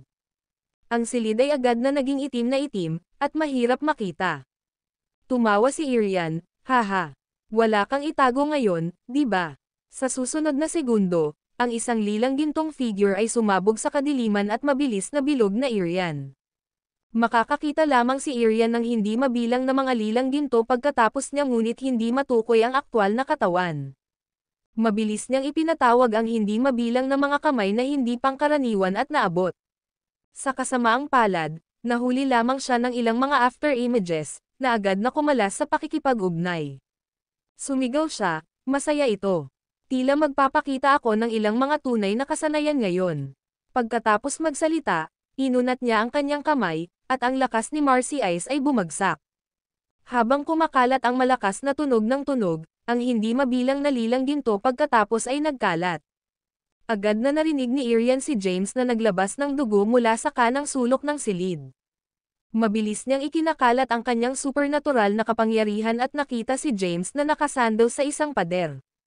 Ikaw ay isang powerhouse na may 8 star na kapangyarihan ng labanan, Ginoo. Mayroon lamang akong 5 star na kapangyarihan ng labanan. Umungol si James, pagkatapos ay nahulog sa lupa.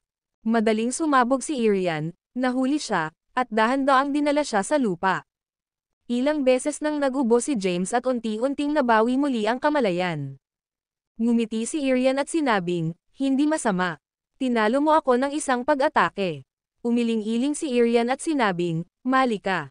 Maaari mo ring labanan ang isang kalaban na may 6 na bituin na kapangyarihan ng labanan. Nawala ka lang dahil ang iyong kasanayan sa Terrace Astride Phantom ay hindi pa mature.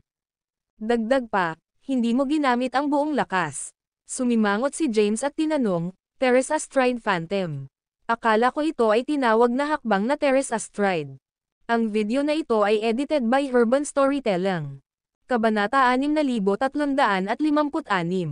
Irian ay nagtanong sa nagulat na, why ikaw ay gumagamit ng hakbang na Teres Astride? Sumagot si James, yeah. Huminga ng malalim si Irian at sinabing, hindi nakakagulat. Hindi ko rin kayo mahuli. Pa rin. Bigla siyang tumahimik at hindi na nagpatuloy sa pagsasalita pa. Bagaman mausisa siya tungkol sa kung paano tinukoy ni James ang mga inskripsyon sa isang maikling panahon, napagtanto niya kung gaano kaiya-hiya ito para sa isang senior na humiling ng isang junior para sa gabay. Nais niyang malaman, ngunit ang kanyang pagmamataas ay nag-aalangan sa kanya. Si James, na mayroong dalawang quintessential na puso, ay madaling makita sa pamamagitan ng kanyang mga iniisip. Tinuro niya ang mga inskripsyon at sinabi, ang pamamaraan upang matukoy ang mga ito ay medyo simple. Kailangan mong isipin ang mga ito sa larawan ng asa. Ayon sa kanilang mga hugis, naiisip mo ang mga ito sa iyong isip. Nagulat, tinanong ni Irian, ay kung paano matukoy ang mga inskripsyon. Sige at subukan ito. Tumanggo si James na may ngiti. Nakatitig si Irian sa mga inskripsyon sa dingding at tinangka ang pamamaraan na nakuha niya mula kay James. Sa kasamaang palad, ang kanyang mga pagsisikap ay hindi mapakinabangan. Umiling-iling siya at sinabing, hindi ito gumagana. Dapat ay kulang ako sa talento, at hindi ako kwalipikado upang malaman ang mga inskripsyon na ito. Gayunpaman, ang iyong pamamaraan ay tila tama. Itinaas niya ang kanyang ulo kay James at sinabing, napaka mapagbigay mo na napili. Gayunpaman, hindi mo dapat ibahagi ang mga supernatural na kapangyarihang ito sa isang pangatlong tao. Sa totoo lang, hindi mo rin dapat sabihin sa ibang kaluluwa tungkol sa kung paano matukoy ang mga inskripsyon na ito, kahit na ang iyong asawa, ang gobernador ng Yin. Nakatingin si James sa kanya. Paalalahanan siya ni Irian na ang mga tao ay maaaring walang kasalanan sa una, ngunit ang kasakiman ay maaaring masira ang kanilang isip. Hindi nararapat para sa kanya na madaling pabayaan ang kanyang bantay bago makuha ang panghulibon. Hinawakan ni James ang kanyang kamay at sinabing, tandaan ko iyon. Maaari ba akong magpatuloy? Ha? Mayroong iba pang mga supernatural na kapangyarihan. Nagulat si Irian. Nakangiting sabi ni James, oo. Hinawakan ko lang ang mga pangunahing kaalaman sa hakbang na Teres Astride. Marami pa rin kailangan kong maunawaan. Ngayon lang, ginamit ko lang ang unang hakbang. Pagkatapos, sinabi niya, maaari mong gamitin ang isang ito. Tinatawag itong walang hanggan na bid. Mahinahon na sinabi ni Irian, maaari mo itong makuha. Maaaring maging kapaki-pakinabang sa iyo sa hinaharap. Masayang tinanggap ito ni James nang walang pag-aatubili. Ibinuhos niya ang ilan sa kanyang lakas ng Marcy Ice sa bid, na naging sanhi ng mabilis na paglawak nito sa kalagitnaan ng hangin. Kaagad pagkatapos, si James ay nagpatuloy na linangin ang hakbang na Teres Astride. Ang video na ito ay edited by Urban Storytelling. Kabanata 6357. Irian ay tumingin sa James after images at nagbuntong hininga, kaya't ito ay kung ano ang isang tunay na henyo. Ang iba ay gumugol ng isang buhay na sinusubukan na pag-aralan ang mga inskripsyon na ito upang hindi mapakinabangan, ngunit matagumpay niyang tinukoy ang mga ito sa isang maikling panahon. Sinasabing ang mga tao ang pinuno ng lahat ng nilalang. Gayunpaman, sila ay tuso at walang awa. Gayunpaman, nais niyang gamitin ang kaguluhan ni Abyssint upang makatipid ng pangalawang katawan. Ang mga ordinaryong tao ay hindi kailanman lalapit sa kanyang kabutihang loob at katapatan. Ang dating kagandahang loob ni Irian kay James ay dahil sa kanyang pagkakakilanlan bilang napili. Ngayon, hinangaan niya at iginagalang si James mula sa ilalim ng kanyang puso. Samantala, sina Clayton at Dark Thea ay nasa isang palasyo sa loob ng isang ipinagbabawal na lugar. Ang dalawa ay bawat isa ay may hawak na garapon ng alak at samandal sa napakalaking mga haligi. Ang kanilang mga mukha ay na-flush mula sa mga inumin, ngunit walang mga salita na ipinagpalit. Makalipas ang ilang sandali, biglang tumalikod si Dark Thea at tinanong, kailan babalik ang aking gwapo? Sumagot si Clayton, hindi ko masabi na sigurado. Ngunit wala na siya sa aming mga liga kapag siya ay lumabas. Sumimangot si Dark Thea at tinanong, anong uri ng lugar ito? Ang lahat ay tila naiiba sa mga mundo ng Genesis. Ibinuhos ni Clayton ang ilang alak sa kanyang bibig, nilamon ito, at sinabing, ikaw ang makalangit na landas bago, kaya paano ka hindi alam? Itinaas ni Dark Thea ang kanyang mga mata at sumagot, napilitan akong mag-reincarnate. Ang aking mga alaala ay nabura. Bakit ko tatanungin ka kung alam ko na? Sumagot si Clayton, tandaan mo ba na maging gobernador ng Ying? Agad na inihayag ni Dark Thea ang isang nakamamatay na hitsura at sinabi, syempre. Ito ay isang memorya na nakaukit sa loob ng aking kaluluwa. Hindi mahalaga kung gaano karaming beses akong muling nagkatawang tao, natigil sila sa akin. Si Clayton ay kumuha ng isa pang paghigop ng alak at sinabing, ngunit halos mawala ka sa iyong asawa. Ang pipi na iyon ay nanganganib sa lahat para sa iyo. Sigurado siyang tapat. Tinanong ni Dark Thea, pinag-uusapan mo ba ang mabuting tao?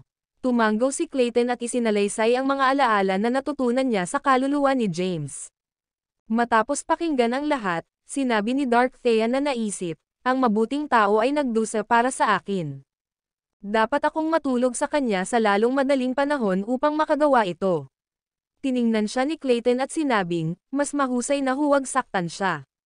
Marami kang mga panganib na sumusunod sa iyo. Kaya't nagkamali ako. Dark Thea ay gamulong ang kanyang mga mata. Si Clayton ay kumuha ng isa pang paghigop ng alak at sinabing, wala akong balak na ibalik ka sa mundo ng Ying. Gayunpaman, kailangan kong alalahanin ang kanyang isip. Naturally, nalulungkot din ako sa iyo. Kung mananatili ka sa mga mundo ng Genesis, papatayin ka ng Tai Chi. Si Dark Thea ay nagretort, hindi ako papatayin ng kanyang mga underlings. Tinanong ni Clayton, paano kung kumilos siya? Agad na natahimik si Dark Thea. Solemang sinabi ni Clayton, hindi imposible. Malakas si Wesley, ngunit hindi niya mapapanatili ang pangangasiwa sa kanya. Ang tanging dalawa na maaaring maprotektahan ka ay Mayagor at Herodias. Gayunpaman, nabilanggo sila. Siyempre, maaaring ipagtanggol ka ni James. Gayunpaman, mayroon siyang isang mahalagang tungkulin ngayon. Ang video na ito ay edited by Urban Storytelling. Kabanata 6358. Clayton ay dahan-daang humigop ng kanyang alak, pagkatapos ay casual na ikinwento ang mga kaganapan sa buhay ng mag-asawa. Nagulat si Dark Thea matapos marinig ang lahat. Si Clayton ay nagsabi ng walang tigil, pinigilan ng Tai Chi at pinilit kang maging reincarnated 81 beses. Sinira din niya ang iyong gintong katawan. Kung hindi man, papasok ka na sa ranggo ng Zeklan. Nagdilim ang mukha ni Dark Thea, at tinanong niya, ano ang sinusubukan mong sabihin? Tiningnan siya ni Clayton at sinabing, ang iyong yin gintong katawan ay nasa isang lugar dito. Gayunpaman, hindi ito kumpleto. Kung tatanungin mo, ang damas na iyon ay makakatulong sa iyo na makuha ito. Itinaas ni Dark Thea ang kanyang ulo sa pagkabigla. Hindi niya inaasahan ang Yin Golden Body na hinahanap niya na maging sa maliit na bersyon ng Ying World. Matapos mabigla sandali, tinanong niya, nasaan ang natitira nito? Kailangan mong tanungin si Yeria. Inalog ni Clayton ang kanyang gourd ng alak at sumigaw, walang laman ito. Itinapon ni Clayton ang kanyang gourd ng alak sa walang bisa, at isang asol na alon na agad na bumagsak at muling napuno ito. Matapos makita si Clayton na makuha ang kanyang gourd ng alak, si Dark Thea ay nag-aalangan, ano ang paggamit ng pagkakaroon lamang ng kalahati ng aking yin gintong katawan. Si Clayton ay kumuha ng isa pang paghigop ng alak at sinabing, ang iyong kasalukuyang katawan ay hamati din. Ang Yeria ay may iba pang kalahati. Si Dark Thea ay tahimik. Ipinaliwanag ni Clayton, upang manindigan laban sa kanya, kakailanganin mong pagsamahin ang iba pang kalahati ng iyong katawan at ang yin gintong katawan. Kung hindi, kailangan mong linangin ang kapangyarihan ng langit. Wala sa mga pagpipiliang ito ang madaling makamit. Si Dark Thea ay humigop ng alak at sinabing, naiintindihan ko kung ano ang sinusubukan mong sabihin. Malayo pa rin ako upang pumunta bago ko siya masira. Umiling-iling si Clayton at tinanggihan, hindi. Halos imposible para sa iyo na talunin siya lamang. Hindi siya nagsasalita bilang tugon. Magaan ang sinabi ni Clayton, sa palagay mo ba talaga ang pag-set up ng pagdurusa ng Tai Chi ay sapat na upang patayin siya? Mas masiraan ng loob at mabisyo siya kaysa sa naisip mo. Pinigilan ka na niya na linangin ang ranggo ng Declan. Hindi rin ito magiging madali upang linangin din ang makalangit na landas ng landas. Ang iyong katapat ay pinagkadalubhasaan ang magaan na kapangyarihan ng langit na landas. Ngunit marahil ay mas mahirap para sa iyo. Sinaktan ni Clayton ang mahina niyang punto at ginawang medyo galit siya. Kalmado siyang tumingin sa kanya at sinabi na nakangiting, si Hero Diaz at ako ay may plano para sa iyo. Nais mo bang marinig ito? Tumalikod si Dark Thea at nagtanong sa nagulat na, kung sinusubukan mong maging isang tagapamayapos sa pagitan namin, ayaw kong marinig ito. Si Tai Chi at ako ay hindi kailanman gagawa ng kapayapaan. Itinuro ni Clayton si Dark Thea at sinabing, "Siyempre, alam ko na. Hanggat maaari siyang isumite ni James sa kanyang utos, makukuha mo ang katawan ng iyong katapat at ang yin golden body." Pagkatapos nito, ang pag-unawa sa mga kapangyarihan ng langit sa langit ay magiging madali. Nagtaas ng kilay si Dark Thea matapos pakinggan ang mungkahi ni Clayton. Ang video na ito ay edited by Urban Storytelling. Kabanata 6350. Clayton ay nagbuntong hininga, kalimutan mo ang lahat ng buhay na ito. Ano ang may iwan mo kahit na matapos mong makuha ang madilim na langit na landas na kapangyarihan at papatayin si Tai Chi? Kailangan mo ring labanan si James at ang iyong mga anak. Sa huli, walang lumalabas dito isang nagwagi. Mas mahalaga, maaari mo lamang patayin ang Tai Chi minsan matapos na maunawaan ang madilim na mga makapangyarihang landas. Maaari rin siyang mag-reincarnate. Matapos matanggal ang pagdurusa ng Tai Chi, magiging mas walang awa siya upang maghayganti siya. Si Dark Thea ay tumahimik, na hindi nagpapakita ng galit o kagalakan. Mahirap basahin kung ano ang nasa isip niya. Bumantong hininga si Clayton, si James at magkakaroon ka ng pambihirang lakas sa pamamagitan ng pakikipagtulungan. Ang ilang mga bagay ay responsibilidad ng mga lalaki, at ang mga kababaihan ay hindi kailangang pilitin ang kanilang sarili. Hindi masabi ni T ang mga bagay na ito sa mundo ng Genesis. Dahil ang lugar na ito ay nasa labas ng kontrol ni Tai Chi, higit na nag-uusap ako kaysa sa dapat kong gawin. Kinuha ni Clayton ang isa pang paghigop ng kanyang alak at natahimik. Makalipas ang ilang sandali, itinaas ni Dark Thea ang kanyang kamay, at isang marilag na lila-pink na kapangyarihan ang bumaril sa kalangitan. Kinuha nito ang alak sa walang bisa at ibinuhos ito ng diretsyo sa kanyang bibig. Magaan ang pag-shock ni Clayton matapos makita kung paano siya umiinom ng alak. Di nagtagal, nahulog sa lupa si Dark Thea na may tinak. Bumantong hininga si Clayton, sinabi nila na ang pag-inom ay maaaring hugasan ang mga kalungkutan. Gayunpaman, dapat mong maingat na isipin ang sinabi ko. Pagkatapos magsalita, inunat ni Clayton ang kanyang braso pasulong. Isang makapangyarihang puwersa ang nakabalot kay Thea at itinaas siya sa kalangitan. Pagkatapos, nawala siya sa makulay na bulwagan. Sa sandaling iyon, ang isang batang babae na naglalabas ng isang malakas na malevolent na enerhiya ay lumapit mula sa likuran ni Clayton. Nasa likuran niya ang kanyang mga kamay habang nakatingin siya sa direksyon kung saan nawala si Dark Thea. Pagkatapos, bigla niyang sinabi, "Kailan naging madaldal ang Diyos ng kamatayan?" Sumagot si Clayton nang hindi tumalikod, may karapatan siyang malaman.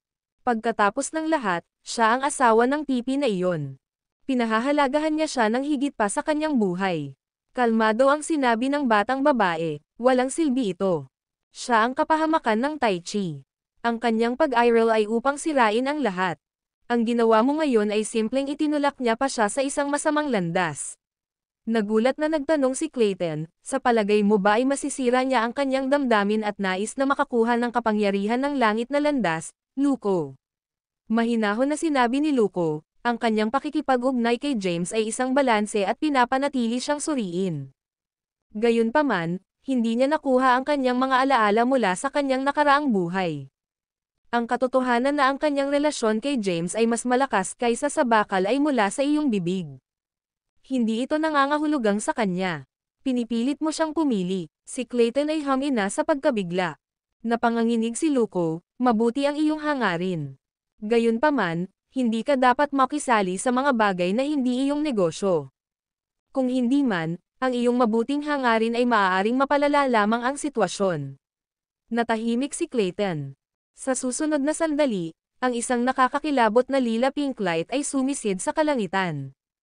Ang makapangyarihang masamang kapangyarihan ay nagulat kahit na ang mga powerhouse tulad ng Clayton at Luko.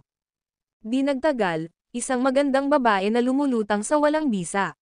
Ito ay walang iba kundi si Dark Thea, na lumipas pagkatapos uminom ng sobra. Sabik na sinabi ni Clayton, "Ano ang ginagawa mo, Ying Governor?" Ipinikit ni Luko ang kanyang mga mata, at ang pakikiramay ay sumabog sa kanyang mukha. Kabanata 6360. Biglang ngumiti si Dark Thea ng nakakatakot at sinabing, "Salamat sa espiritual na alak at payo, Mr. Clayton. Ang iyong mga salita ay nagpaunawa sa akin kung ano ang dapat kong gawin at magsikap sa ngayon. Katulad nga ng sinabi mo, napakarami nang nagawa ni James para sa akin. Paano ko hihilingin sa kanya na tulungan akong ayusin ang mga hinaing ko sa nakaraan? Kalagkarin ko na naman siya sa bangin. Mukhang malapit na magkakaugnay ang ating kapalaran. Dapat nating tapusin ito sa buhay na ito. I'll give up my emotions and desire, then ibagsak Tai Chi. Sa pamamagitan ng paggawa nito, magagawa kong aalisin ang kanyang landas sa pagpasok sa Declan rank at mabayaran ang kanyang nararamdaman. Hindi mahalaga kung mayroon man o wala ang aking emosyon. Isa lang sa amin ang maaaring umiral sa pagitan namin ni Tai Chi. Kung hindi, sisiguraduhin kong sabay tayong mamamatay." Pagkatapos magsalita, nanginginig ang katawan ni Dark Thea, at lumitaw ang hindi mabilang na purple-pink na sinag, na nagiging matalas na espada. Ang matutulis na mga espada ay naglaslas sa mga makukulay na puwersa na konektado sa mga pulang bola ng enerhiya. Mabilis na sumigaw si Clayton, "Kalokohan ang sinabi ko. Wala akong ideya sa sinasabi ko." Pagkatapos, pinaharap niya si Luko at sumigaw, "Sabihin mo sa kanya. Bilasan mo." Nanghihinayang sabi ni Luko, "Walang kwenta. Nakapagdesisyon na siya." "Hindi." Umungol si Clayton, pagkatapos ay sumugod sa Dark Thea na may nakakatakot na murderous energy. Boom! Ang masamang kapangyarihang tumatagos mula sa katawan ni Dark Thea ay agad na nabasag ang murderous energy ni Clayton. Sigaw ni Luko, "Huwag kang mag-away."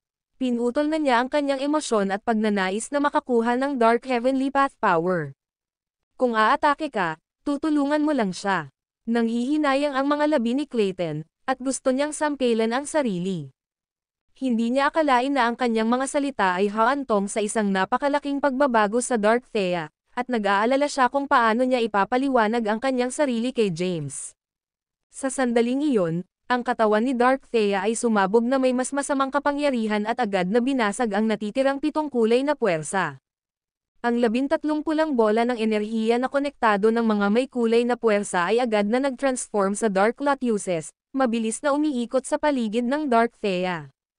Biglang kumalat ang mga itim na ulap sa buong kalangitan, at naging madilim ang paligid.